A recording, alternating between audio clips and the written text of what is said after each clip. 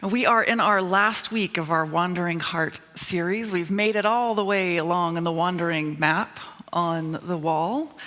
And some of you may remember a very similar story way back there on the very first Sunday when we started this trek.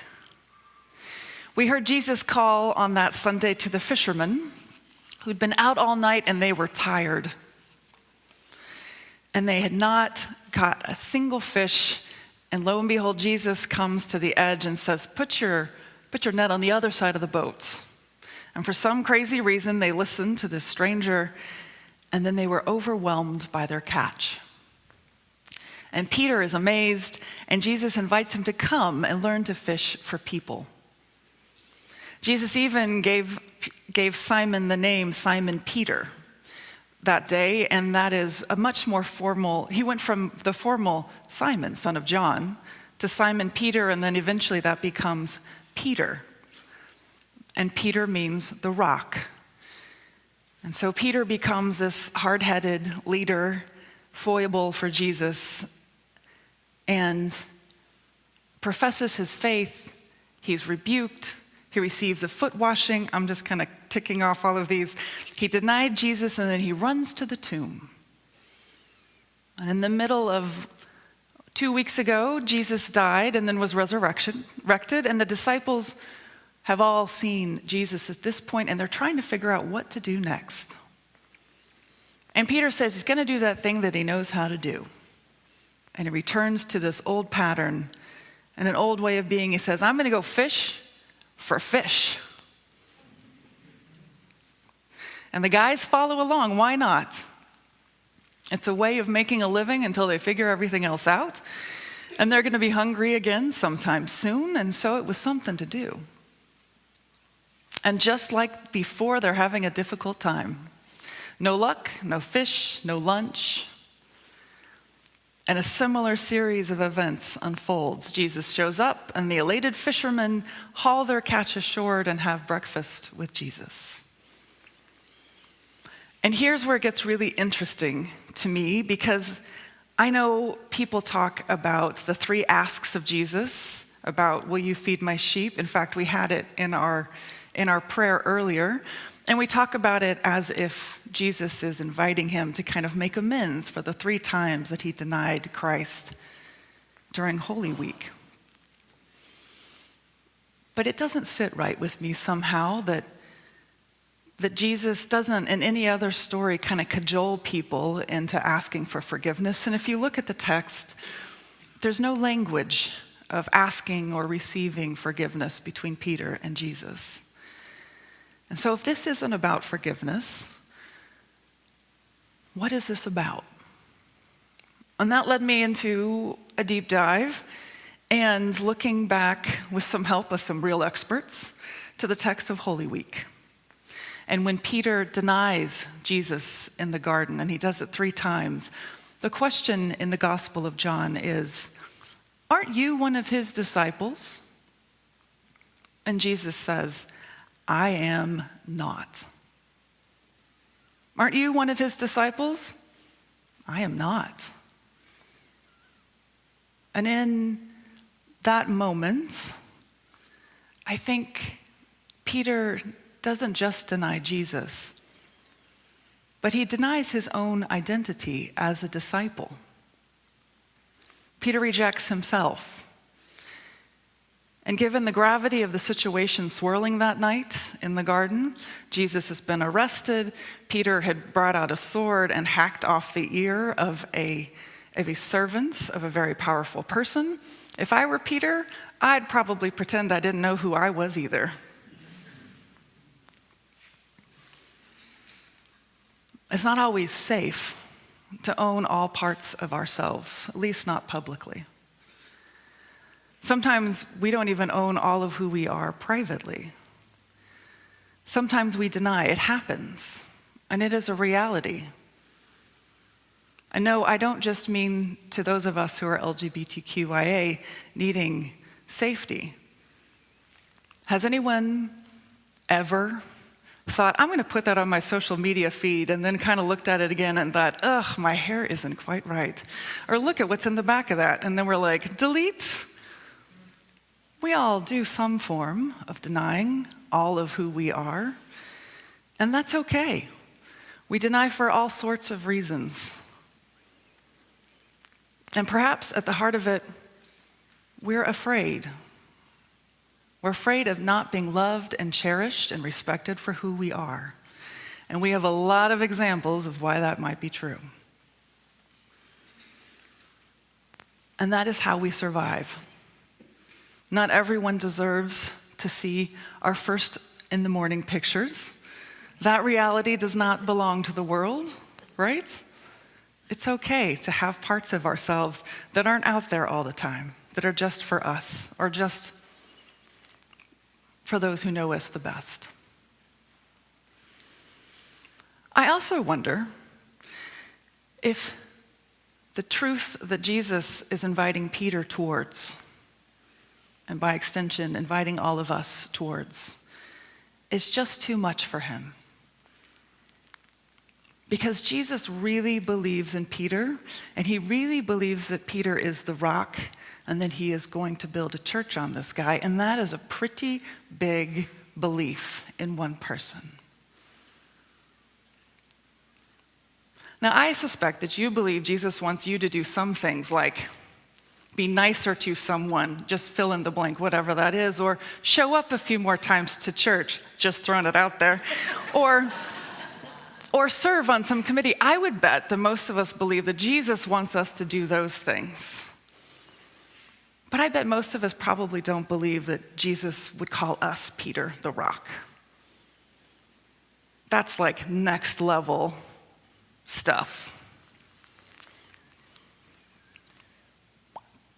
But Jesus is saying, hey, I want you to be the next good shepherd. I'm leaving town. I need someone else to do it. You're it. That's a tall order.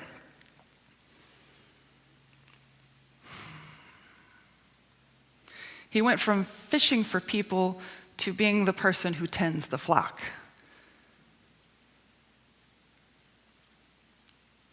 And while I'm mixing some pastoral metaphors here, Jesus invites Peter to stop fishing on boats entirely, to leave all of that behind, and to start leading and caring for the people.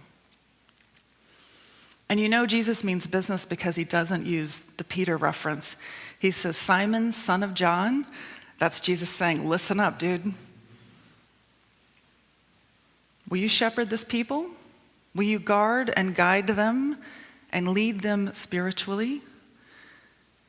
Will you lead them towards abundant life? Jesus needs Peter. He needs him to accept who he is to become. And yet, how can God and Jesus do this work without him?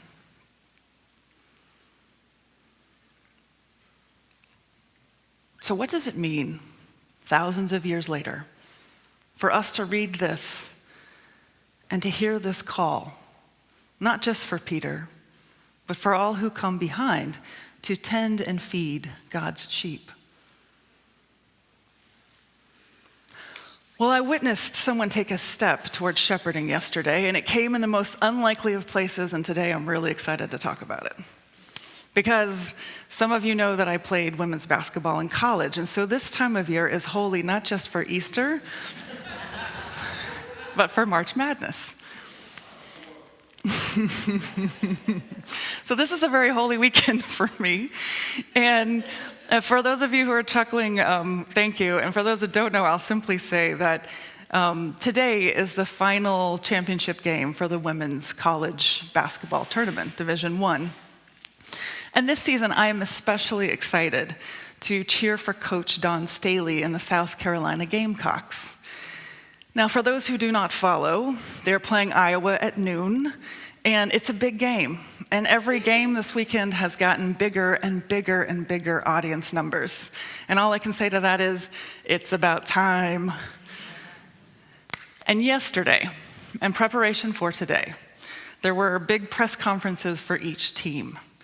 And one reporter invited each coach to comment on whether trans women should be allowed to play women's basketball.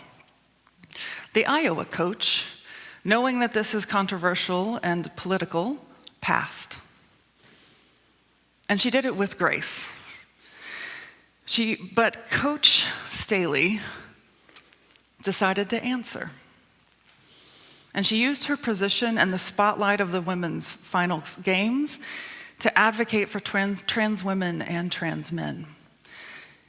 And when the question was asked to her, she took a moment to think about this big gotcha question. And knowing that a lot of people would come down on her, and knowing that this would be a headline that would distract from today's game, she took a deep breath, and then she looked back up at the audience and she went fishing for people. And she said, quote, "I'm of the opinion if you're a woman, you should play. If you consider yourself a woman and you want to play sports or vice versa, you should be able to play. That's my opinion." And then this wily reporter asked a follow-up, and she doubled down, and she said, yes, trans women should be able to play women's basketball. And then she chided the reporter for the tactic and said she was ready for the heat she was about to get on social media. And she has received some, and it hasn't even been 24 hours. And given her status and the people she has advocated for in the past, she knew exactly what she was doing. The other coach took a pass. Staley took a swing with a shepherd's crook.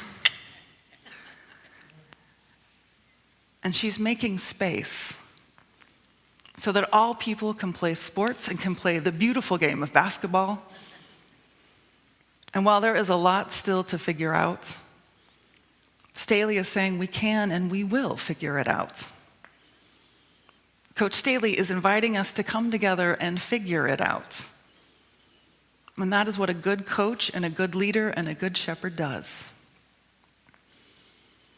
So may we all watch basketball, and may we all learn with Peter that God really does want and expect big things from us, and knows that we have the heart to do it. Jesus called the right people. He called us to love and to shepherd all of the world around us. So may we feed God's sheep together. So may it be. Amen. And here we are at the last week of this season in our last affirmation of faith. And if you missed this piece of our liturgy, do let me or the worship team know, because we've been having a good time saying what it is we might believe. And I say we might because see how it feels. Take it on, make notes, change it up, let me know how it goes. But hopefully we can enjoy affirming and reaffirming our faith. Will you join me, please? We believe in a God who shows up in our lives, surprising and catching us off guard in the best ways. We believe in a God who cares for God's people, a shepherd who longs for her sheep to be fed and tended. We believe in a God who took on flesh, a God whose love changed the world as we know it. We believe that this here and now God invites us out of the boat, calling ordinary people like Peter, like us, into a life of service and community. And so we give our hearts. We give our whole hearts and nothing less. Amen.